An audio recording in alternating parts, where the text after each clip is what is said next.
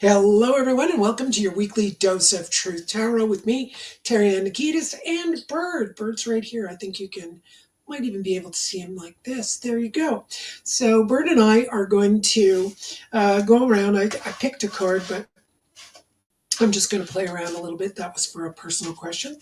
So, we're going to look at what's going on for this week. Let's see what's happening for us. We've got the first card is Six of Swords. Six of Swords denotes that we are looking at the wisdom that is attained after some struggle. So if we go through struggle appropriately, meaning let's get through this, move through it, find some resolutions. The six will give us that wisdom. If we did not, and part of that would be excuse me, I've had a little bit of a cough. That will also be willful blindness. So when you think of 666 as the sign of the devil, that can obviously denote willful blindness, where we become, what is obviously in front of us, right? So when we're in our lives and we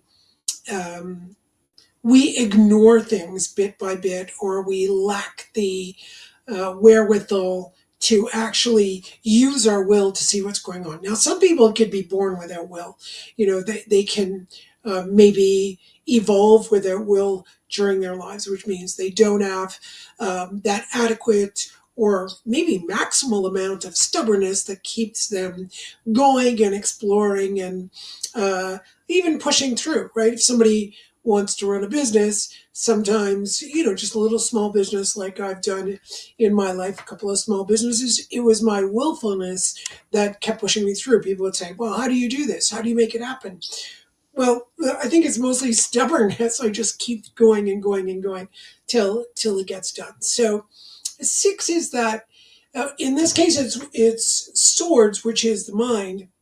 So it would be some kind of conflict that you would have had, let's say, over the last few days. It could be years of conflict that now is coming to a place where you need to willfully look at what's going on and determine, hey, where do I need to um, look and see exactly what's happening to myself, what's going on in my mind. You could think of right now political situations, like getting yourself to a place. How do you get yourself to a place where you have a bird's eye view and you watch all the political situation or the conflicts and you're not embroiled in sides, right? The moment we're on a side, like one side is better than the other, without criticizing either side. Doesn't matter. Um, you could say there are times that you are right about something. Yes, of course you can say that. But I'm looking at more when embroiled in a side, you're creating greater and greater conflict. So even within your own mind, your side can often be within yourself. I think I'm right about this, right? That we go through these things very often. Now, I'm not very good at deciding what exactly is right. I need to work through this. I'm giving you one of my foibles. Um, or it could be a quality. So there you go. Here it is again. I don't pick a side. I don't pick a side as to, well, I know best, and nor do I pick the side where, well, you know, I don't know the least either. And I don't say I know the middle.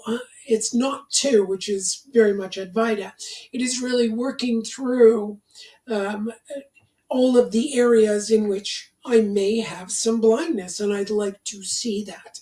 Of course, when it comes to, let's say, because this is a sword and Six of Swords refers to wisdom, I might not go for something stupid or idiotic or dumb or ridiculous, right? I'm trying to think of a discussion like some people say, "Oh, all religion is terrible. Religion is horrible. Religion is this. Religion is that. Belief in God is this. Belief in God is that," and they use an argument that an 8-year-old child would make.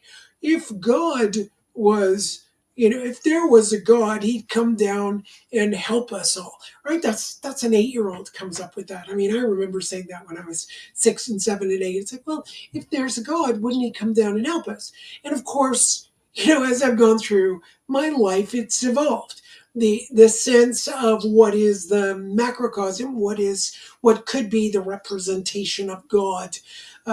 These kind of simplistic ideas that we could come to. Sorry, I'm going to sneeze.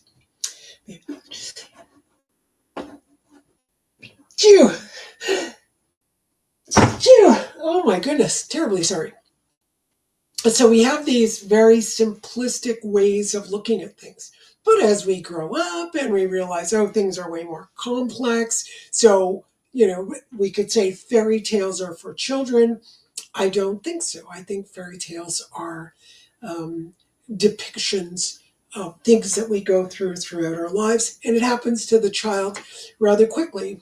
The work I've done all my life is looking at the wounding we have as a child, and then we relive it as an adult. So every time we get into an argument as an adult with someone else, you can listen to the argument. I remember listening to my parents argue, my grandparents argue, and go, wow, this is so childish. I do it. I still do it. I see myself arguing with my partner.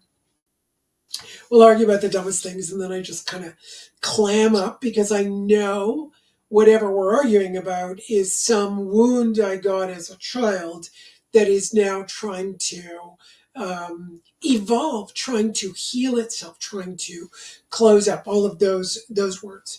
So all of this coming from the swords, and if you look at the sword, a lot of people will say, "Oh, words hurt."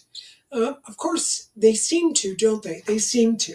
But they're not really hurting. It is that the words that someone uses, or if they say something in a particular way, it's actually stimulating the wound that already exists in your body mind. And that wound is waiting for us to go in and take care of it.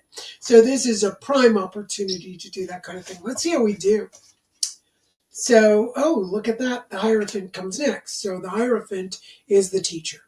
This is a great week to go to your teacher. This is a great week to refer to the tarot if you have questions about what's going on with your woundology. This is a great week to go to your therapist, your healer, whatever it is that you go to, or maybe even go to a book that you love. There's no, you could read millions of different books, or you could reread the same book over and over again, and definitely get more and more information from that book. And I look at this part here, it looks like leaves of a book here. So here's this intellect, the willfulness, that capacity to go look at the wound, that words can stimulate that wound. Then we go into the Hierophant, which is the teacher. Now, you might be the teacher in all of this. You might be the one to kind of sit back and go, what's going on with me? What am I not looking at? If I'm arguing about politics, or I'm arguing about an idea, one side is it's good to argue and debate something so you could have a better understanding of it. I argue within my head about those things. I want to know if I'm thinking properly. I want my partner to make sure that I'm not saying something that is ridiculous. I even work in a group every week. Every 2 weeks actually, we work with things, and I'll say things and I go, please argue with me or tell me if you think something doesn't make sense, so that we can keep evolving the way we think, that our ideas, in the words of Jordan Peterson, we need our ideas to die before our ideas kill us, right? It's very possible a stupid idea can lead to my death. If I'm like, when we were kids, we used to think we could do all kinds of things with our bodies. I used to be a way more aggressive driver. I would speed a lot. And remember, in my day, we didn't even wear seatbelts. We didn't have seatbelts. So think about the risks I would take. And now I look back and go, my God, that was so stupid. That was just really stupid. And yes, the idea that I could just, speed and I'll be safe is a stupid idea. So thank goodness it died. Now I'm way more cautious when I drive, way more careful. So these are things that are great when we have a teacher that is going to really question us, going to their wisdom would not lead us to the Hierophant doesn't necessarily have more knowledge to impart. Knowledge today we can get anywhere, right? We can go online, we can go to a library, we can go through the archives online of everything that has existed, does exist. We can get dumb information, we can get good information. How do we know what's good information online? Well, if I'm discussing things and people question the stupid ideas that I have, this is going to be great. This is going to help me refine my thinking, learn how to think, learn how to spot when something is not working out. So it could be you, or it could be someone else that is your Hierophant, and they're all over the place. Let's see our third card. Last one is the Star. So the Star will lead to a place where this is a beautiful reading. I mean, we're looking at our, our our wisdom that comes through fruition out of conflict.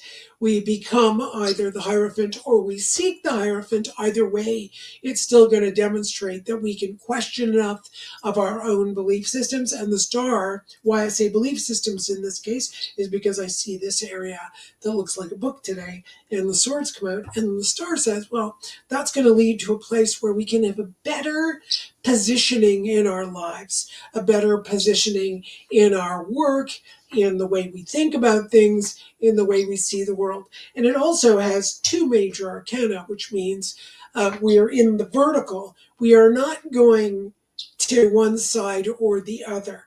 We are not being pulled by, if you are being pulled by one side or the other, it means you're still in the everyday mundane complexities that are easy. It's easy for you to be brainwashed. It can be easy for you to be uh, taken down the road of what is not good for us, right? Not good for us. If I have an idea and I really think it's the best idea, I'm going to go off and battle for that idea. What weighs nothing but can start a war? Well, beliefs are beliefs. So we want to be able to question those beliefs. Now, of course, that's very, very different than sheer protection, right? So an idea is very different than sheer protection. If somebody comes to hurt me, I would I would reach out and try to protect myself, of course. But when it comes to ideas, believing that we're right can be very, very limiting. So keep questioning. That's the big thing that we need to do. That's a really beautiful reading for the week. Hope you enjoy that. Let me know how you're doing. Let me know what your week's like. Let me know what you want to hear about. And definitely, if anybody wants to come on and we have a reading or a chat, love to do that. We could plan that out in the future. And yeah, have a great week. Bird says goodbye too. And we'll see you next week. Bye.